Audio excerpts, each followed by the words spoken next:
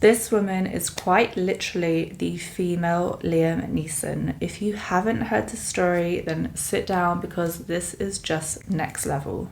This is not only an extremely harrowing story, but also an incredible show of bravery and determination to avenge her daughter's kidnappers. This woman hunted down a Mexican drug cartel completely by herself because the authorities refused to help. I don't actually have words, I don't even know what to say. This is the incredible story of Miriam Rodriguez. Hello, I hope you guys are well, and if you are new then welcome and please make yourself at home. My name is Morgan and this channel is storytelling of the disturbing, mysterious and supernatural. So if this kind of content is your thing, then don't forget to hit the like button and subscribe for weekly videos. But for now, grab a cup of tea and take a seat because today's true story is just... I don't even know where to start. To give some background to the story, in 2014, San Fernando in Mexico was still recovering from the 2011 massacre. The 2011 San Fernando massacre, also known as the second massacre of San Fernando, was the mass murder of 193 people by the hands of the Los Zetas drug cartel at La Joya Ranch in Mexico of March 2011. Los Zetas is one of Mexico's most dangerous drug cartels, known for engaging in brutally violent shock and awe tactics, including beheadings, torture, and murder. They also run drug trafficking, profitable sex, and gun businesses. Also, if I say any of these names wrong, I apologize. I do not speak Spanish. No hablo español, lo siento. I will do my best to pronounce the names. The organization is based in Nuevo Laredo, Tamaulipas, which is directly across the border from Laredo, Texas. The origins of Los Zetas date back to the late 1990s, when commandos of the Mexican army deserted their ranks and began working as the enforcement arm of the Gulf Cartel.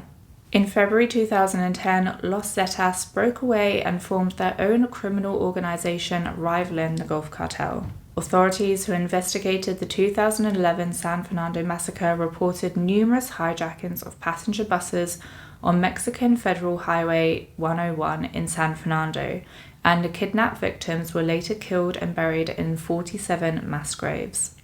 The investigations began immediately after several suitcases and other baggage went unclaimed in the area.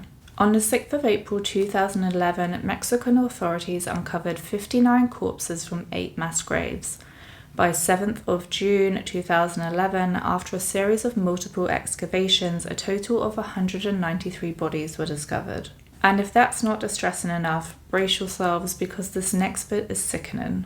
Reports mentioned that female kidnapping victims were raped and able-bodied male kidnapping victims were forced to fight to the death with other hostages. They were given a multitude of weapons, including knives, hammers, machetes, and clubs to basically find recruits who were willing to kill for their lives. In this sick blood sport, the survivor was recruited as a hitman for Los Zetas.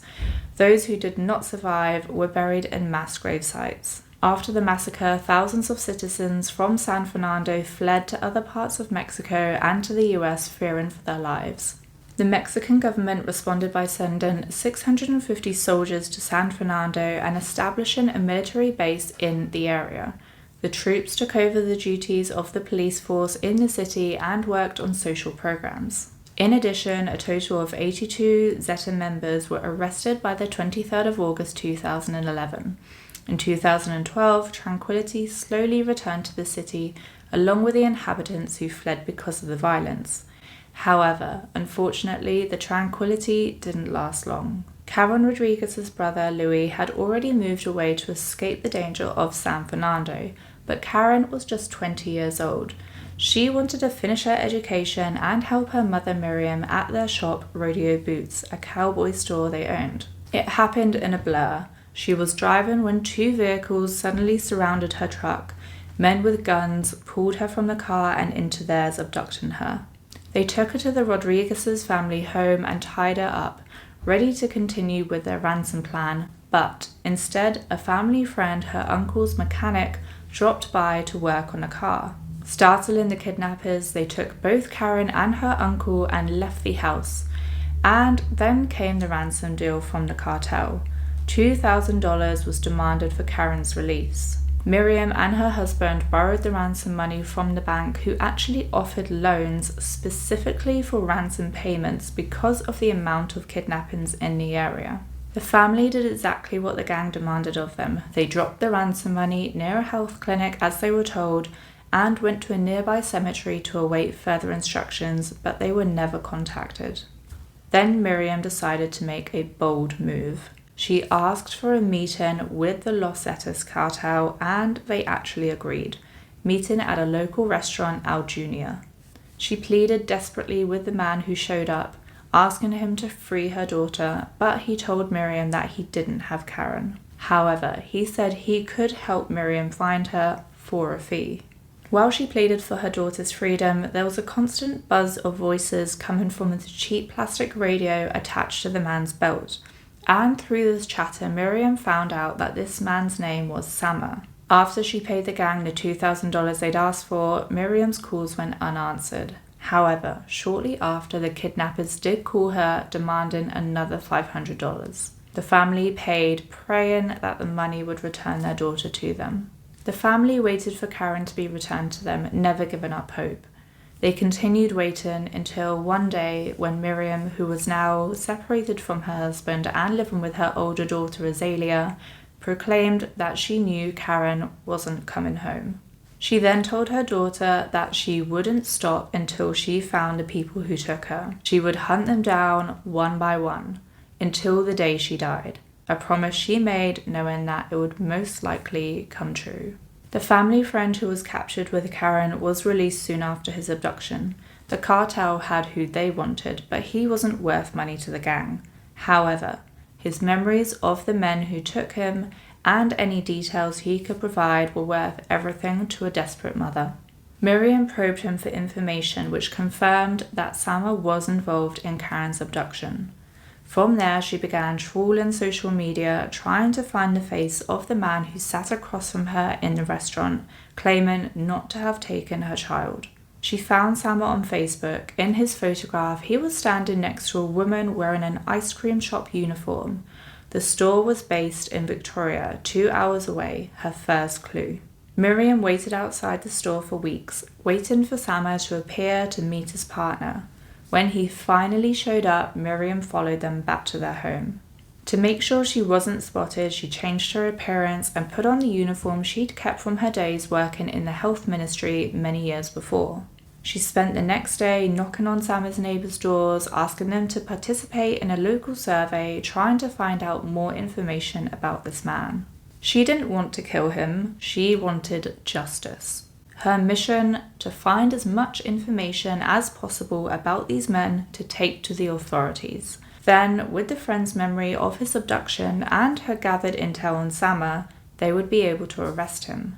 The problem Miriam was up against, though, was that over 70,000 people had gone missing in Mexico, and the country's homicide rate had doubled. Sadly, no one cared. She eventually found one federal policeman who was willing to help her. When she pulled her files onto the table, I had never seen anything like it, said the officer. The details and information gathered by this woman working all alone were incredible. She had gone to every single level of government and they had slammed the door in her face. So to help her hunt down the people who took her daughter, it was the greatest privilege of my career, he said. With that, a warrant was issued for Sama's arrest, but he had already vanished. It was Miriam's son who eventually found Sama. Louis was closing up his store in the city of Victoria on September the 15th, 2014, when he spotted the man he'd seen so many photographs of. Sama was arrested on Mexican Independence Day. When they arrested him in the Central Plaza, Sama kicked and screamed, claiming he had a heart condition. In custody, he filled in details missing from Miriam's investigation, coughing up the names and locations of some accomplices. One of the men, Christian Jose Zapata Gonzalez, was barely 18 when the police grabbed him, young even by cartel standards. With this new information, the 18-year-old was picked up and taken into custody. Miriam Rodriguez sat outside the interrogation room with a friend while the scared teenager asked whether he could see his mother. "I'm hungry," he told the officer. Miriam entered the room and gave the teenager her lunch, a piece of fried chicken, then went to buy him a Coke. When she returned, the officer asked her what she had been thinking. "He's still a child, no matter what he did, and I am still a mother," Miriam said, according to her friend who was with her at the interrogation. "When I heard him now, it was just like my own child." Perhaps softened by her kindness, Christian broke and told them everything. "I'm willing to take you to the ranch where they killed them and where their bodies should still be buried," he said in his statement to the police. The ranch was no longer a home, and the house was full of bullet holes. There was also a noose hanging from an old tree. After Miriam found Karen's scarf, dozens of bodies were found scattered around the property. Forensic agents claimed that Karen was not among the dozens of bodies they had identified at the ranch, but Miriam was not satisfied with the outcome and fought the government on its analysis, asking for the area to be looked over again. A second investigation was made the following year, the family said, and a group of scientists found a piece of femur belonging to her daughter. On the drive back from the ranch, Miriam Rodriguez passed a barbecue restaurant near the entrance of the dirt road to the ranch. She had eaten there with her other daughter, Azalia, only 2 days after Karen's kidnapping. At the time, a neighborhood resident she knew well, Elvia Bentecourt, had been seated at the table by herself, sipping a soda, and Miriam had said hello and asked whether she had heard anything about Karen. By then, everyone in the area had. But Elvia Bentoncourt played dumb to the news and had been elusive, which Miriam had thought was odd at the time. Now, after driving by the restaurant again, it suddenly dawned on her. Maybe the young woman knew something. Perhaps she had even been watching the ranch in case the police came. She had known Elvia ever since she was a child, abandoned by a prostitute at the local brothel. She used to give her Karen's old clothes. Miriam raced home and dug back into her research, looking for more clues or a tie between this woman and the cartel. It was then that she discovered that Elvia was in fact lying about knowing about Karen and was actually involved romantically with one of Karen's kidnappers, who was in prison for an unrelated crime. Just as she had with the ice cream shop, Miriam waited for weeks outside of the prison during visiting hours until Elvia finally showed. The police were also waiting with Miriam and arrested her, later discovering that some of the ransom calls had come from Elvia's house. Miriam, spurred on and not giving up, continued on hunting down the other members of the cartel. Another name given by the 18-year-old during his interrogation was Enrique Flores. Miriam had a few clues pointing to Enrique Flores and visited his grandmother to see if she could give her any information about her grandson. Luckily, she did. She was told that he'd started going to church, so Miriam made her next move and attended the mass to watch Flores in more detail. She told the police of her findings and handed over her research on the man. He was arrested inside the church, much to the horror of his family, who asked Miriam for mercy. "Where was his compassion when they killed my daughter?" Miriam's family said she had replied. Up until this point, Miriam was 56 years old and had been looking for her daughter's killers for several years. She'd become an activist and started a support group for parents of kidnapped children called the Vanished Collective, which had quickly grown to 600 members. During this time, she'd received countless death threats from gangs and family members of the people she'd helped put away. But it didn't deter her. She didn't stop. She carried on in her mission for her daughter's justice. Miriam's final cartel member capture, however, would sadly be her last. She had tracked this man to the border, where he was selling sunglasses that day on the Texas bridge. She'd been searching for him for over a year, stalking him online, interrogating criminals and even relatives, and she'd finally been given a tip about where she could find him. The day she found him, she got too close. He recognized her and immediately ran. Running on pure adrenaline, she managed to catch up with him, grabbed him by the shirt, and wrestled him to the ground, where she held him by gunpoint for nearly an hour while she waited for the police to arrive, who arrested him. In 3 years, Miriam tracked down almost all of the living gang members who kidnapped and killed her daughter. She found 10 in total. The efforts she went to were remarkable. She dyed and cut her hair, purchased fake IDs, changed her clothes, and masqueraded as health workers and election officials, which helped her to get close to the gang's family members. She spoke to grandmothers and neighbors, cousins, and employers. They gave her bits and pieces of information which helped her build a case about the men that she was hunting. She never gave up and laid aside everything to avenge her daughter. However, her investigation brought her fame in Mexico, and with that came exposure which was dangerous for a woman in her 50s fighting a notorious gang. Everyday people don't go after cartels. Even the government couldn't or wouldn't do much against them. But she was a force to be reckoned with. Not only did she expose the gang's crimes, hunt them, and have them arrested, she was showing other families that they should fight back and not hide, simply hoping their children would be returned alive. Her mission made her vulnerable though, and she eventually asked the Mexican government for armed guards to protect her. She was hunting murderers who had concealed themselves as upstanding members of the community, and they would do anything to keep their secrets and avoid arrest. Then in March of 2017, nearly 24 prisoners escaped the prison in the city of Victoria, where Miriam had put away her daughter's killers. A white Nissan truck carrying men who had escaped prison quietly pulled up behind her, according to the police report. On Mother's Day in May of 2017, Miriam was shot 12 times outside her home. Her husband, inside watching television, found her face down on the street, hand tucked inside her purse next to her pistol. Just weeks before, she'd handed over another gang member to the police. Finally, she had got one step closer to finding all of her daughter's killers. In June of that year, nearly a month after Miriam Rodriguez's death, officials in the state of Veracruz, 500 miles from San Fernando, acted with information Miriam had provided, arresting yet another suspect in Karen's case. This woman had beaten and tortured Karen during the kidnapping, hanging her up by her wrists and punching her. After that, this woman had fled San Fernando, where she drove a taxi while raising her young son. After Miriam's death, San Fernando grew quiet for a while. The community was mourning the loss of their vigilante, and her murder affected many. Even the state's governor tweeted about Miriam's death. The government of Tamaulipas will not allow the death of Miriam Rodriguez to turn into yet another statistic, he said. Authorities vowed to catch her killers, and a plaque was placed in town in her honor. Miriam's son Louis took over her support group, but Miriam's murder had sent them a strong message. You don't mess with the cartel, and the group quickly became smaller, members now scared for their own lives.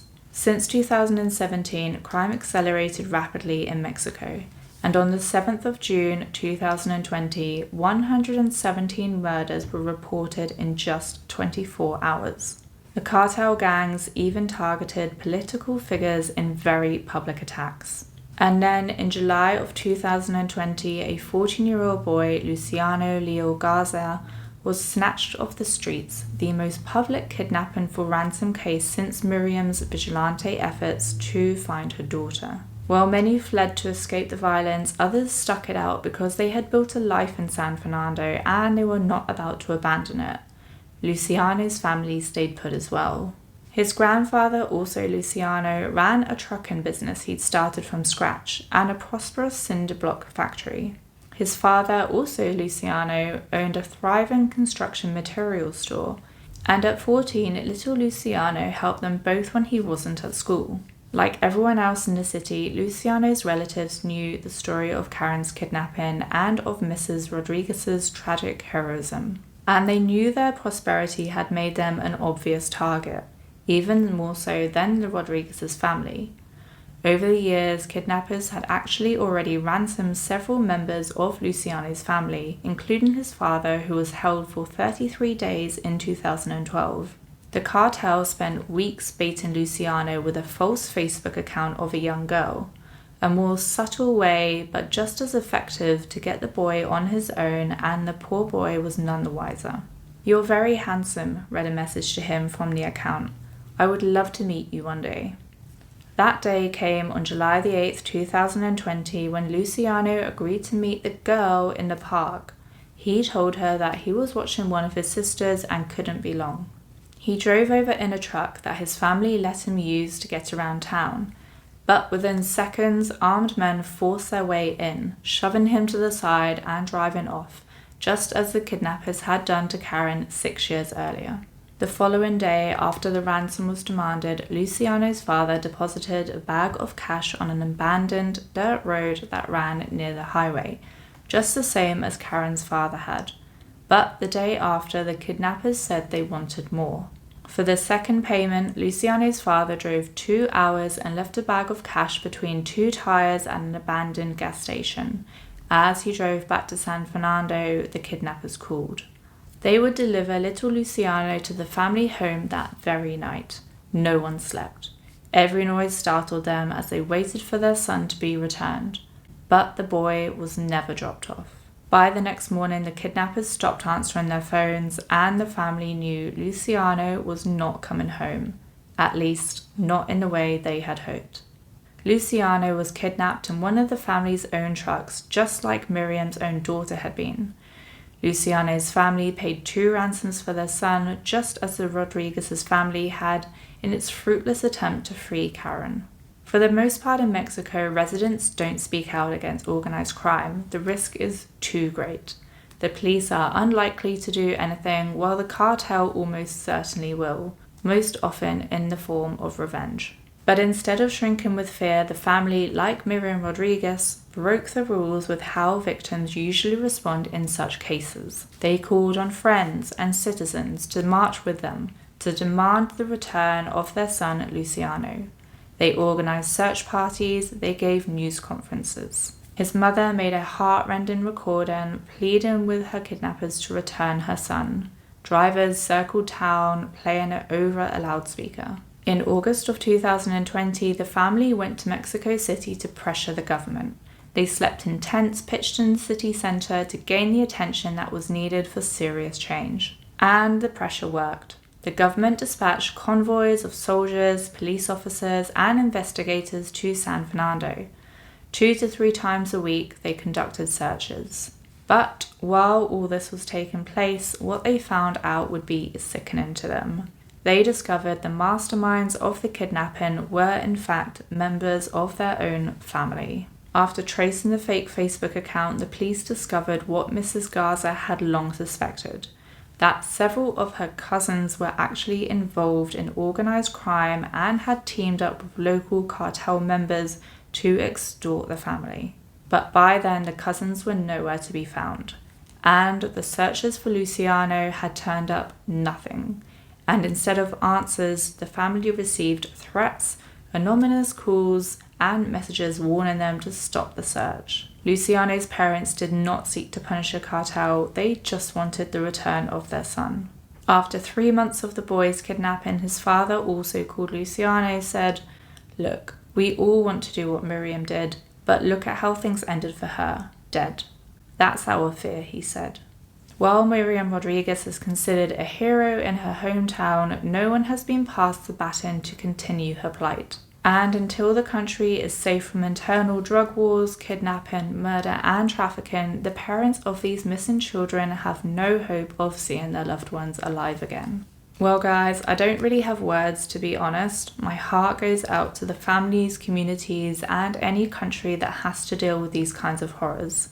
I can't imagine having to live in fear like every day from these kinds of events. It definitely puts a lot in perspective. Let me know your thoughts in the comments. Thanks so much for joining me, guys. Don't forget to give me a thumbs up and subscribe for weekly videos. But for now, I'll see you guys in the next one.